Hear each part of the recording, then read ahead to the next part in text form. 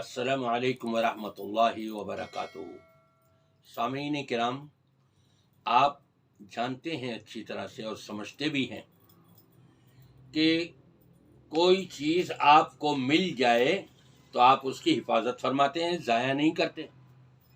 اور اگر کوئی ضائع کر رہا ہو تو اس کو منع بھی کرتے ہیں، بھائی یہ برباد کیوں کر رہے ہو، ضائع کیوں کر رہے ہو، اس کی حفاظت کرو، بڑا فائدہ ہوگا۔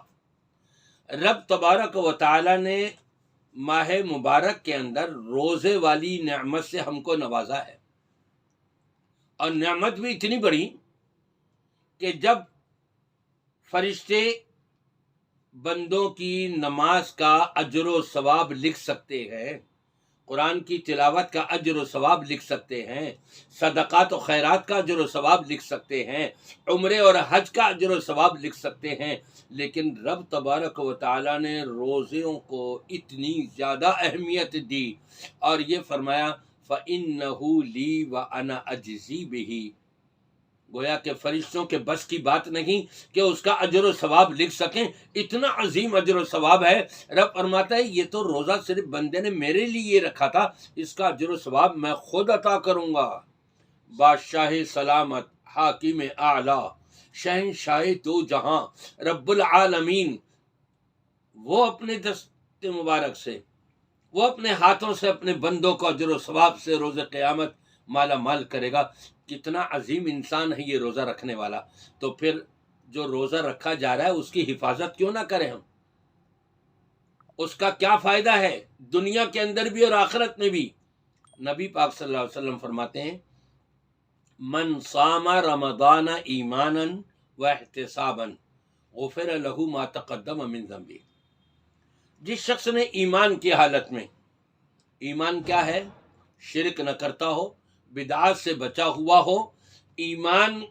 اور جھوٹ ایک جگہ جمع نہیں ہو سکتے، جھوٹ نہ بولتا ہو،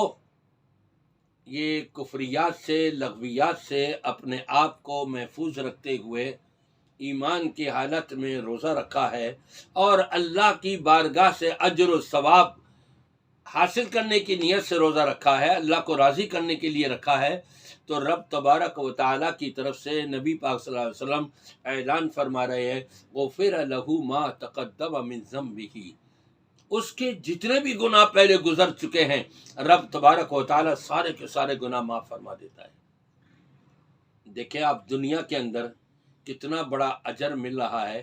کتنا بڑا اعزاز دیا جا رہا ہے، کتنا بڑا سرٹیفکیٹ دیا جا رہا ہے بخشش کا، اور روز قیامت رب تبارک و تعالیٰ اپنے ہاتھوں سے اجر و ثواب سے مالا مال فرمائے گا۔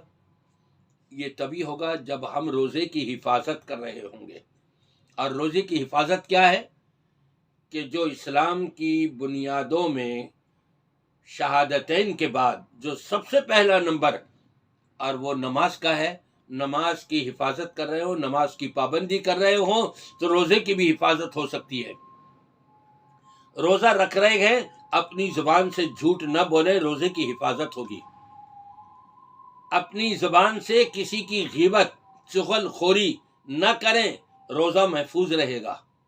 حسد اور کینہ اور بغض اور عداوت والا مادہ اپنے سینے سے نکال دیں، اپنے سینے کو پاک کر دیں، روزے کی حفاظت ہو جائے گی۔ زبان سے کسی کو گالی گلوچ نہ دیں، زبان سے کسی کو برا بھلا نہ کہیں، کوئی لڑائی جھگڑا نہ کرے۔ اگر کوئی لڑائی جھگڑا روزے دار سے کر بھی رہا ہے تو نبی پاک صلی اللہ علیہ وسلم نے فرمایا یہ کہہ دے انی صائم، بھائی میں تو روزے سے ہوں، میں کوئی جواب نہیں دے سکتا۔ یہ ہے روزے کی حفاظت۔ جب اس طور پر ہم اپنے روزوں کی حفاظت کریں گے تو یقیناً پچھلے سارے کے سارے گناہ اللہ تعالیٰ معاف بھی فرما دے گا، اور روز قیامت اپنے دست مبارک سے اجر و ثواب سے اتنا مالا مال کرے گا، اتنا مالا مال کرے گا کہ انسان اس کا سوچ بھی نہیں سکتا۔ میری دعا ہے کہ اللہ تبارک و تعالیٰ تمام مسلمانوں کو روزوں کی حفاظت کرنے اور اجر و ثواب ایمان کی حالت میں حاصل کرنے کی توفیق عطا فرمائے۔ والسلام علیکم ورحمۃ اللہ وبرکاتہ۔